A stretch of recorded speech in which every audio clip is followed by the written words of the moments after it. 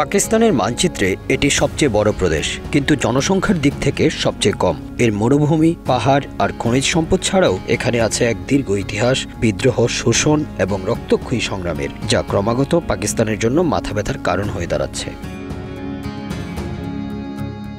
1947 সালে ভারত বিভাজনের সময় বেলুচিস্তান স্বাধীন থাকতে চেয়েছিল, কিন্তু পাকিস্তান বেলুচিস্তানকে জোরপূর্বক নিজেদের সাথে যুক্ত করে। সেই থেকে শুরু হয় বেলুচ জনগণের অসন্তোষ।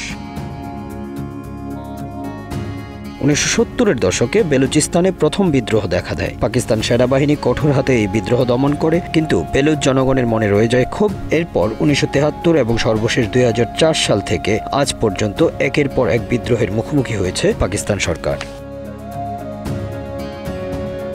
বেলুচিস্তান পাকিস্তানের প্রাকৃতিক সম্পদের সবচেয়ে পরিপূর্ণ একটি প্রদেশ।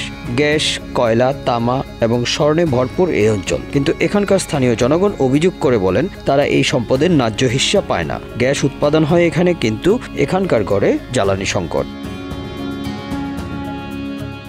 বেলুচিস্তানের স্বায়ত্তশাসন এবং স্বাধীনতার দাবি দমন করতে পাকিস্তান সেনাবাহিনী একাধিকবার কঠোর অভিযান চালিয়েছে। অভিযোগ রয়েছে হাজার হাজার বেলুচ কর্মী, শিক্ষক এবং সাধারণ মানুষ গুম হয়ে গেছেন। মানবাধিকার সংগঠনগুলো বারবার পাকিস্তান সরকারকে দায়ী করেছে এসব নিখোঁজের জন্য। চীন পাকিস্তান অর্থনৈতিক করিডোরকে পাকিস্তানের অর্থনীতির লাইফলাইন বলা হয়, কিন্তু বেলুচ জনগণের অভিযোগ চীনের বিনিয়োগ তাদের জন্য কোনো সুফল বয়ে আনছে না, বরং তাদের ভূমি কেড়ে নিয়ে বহিরাগতদের হাতে তুলে দেওয়া হচ্ছে। বিগত এক দশকের মধ্যে পাকিস্তানের সবচেয়ে ভয়াবহ বছর ছিল 2024। পাকিস্তানের centre for research and security studies এর তথ্য মতে পুরো বছর জুড়ে পাকিস্তানের 909টি সন্ত্রাসী হামলায় প্রাণ হারিয়েছে 2546 জন মানুষ, আহত হয়েছেন আরও 2266 জন।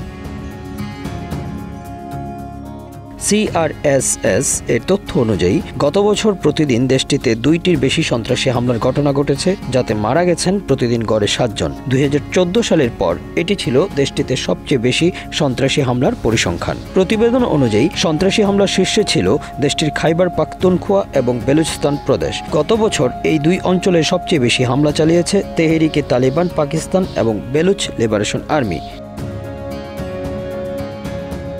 পাকিস্তান সরকারের দাবি, নিরাপত্তা বাহিনী এই হামলার প্রধান লক্ষ্যবস্তু। শুধুমাত্র 2024 সালেই 685 জন নিরাপত্তা বাহিনীর সদস্য নিহত হয়েছেন।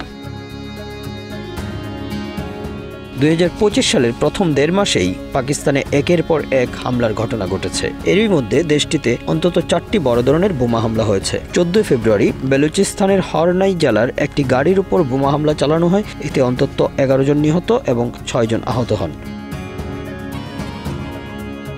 এ অবস্থায় প্রশ্ন উঠেছে, পাকিস্তান কি বেলুচিস্তানকে ধরে রাখতে পারবে, নাকি 1971 সালের মতো পাকিস্তান ভেঙে নতুনভাবে জন্ম নেবে আরেকটি স্বাধীন রাষ্ট্রের? তা দেখার জন্য অপেক্ষা করতে হবে সামনের দিনগুলোতে। Bangla affairs news desk.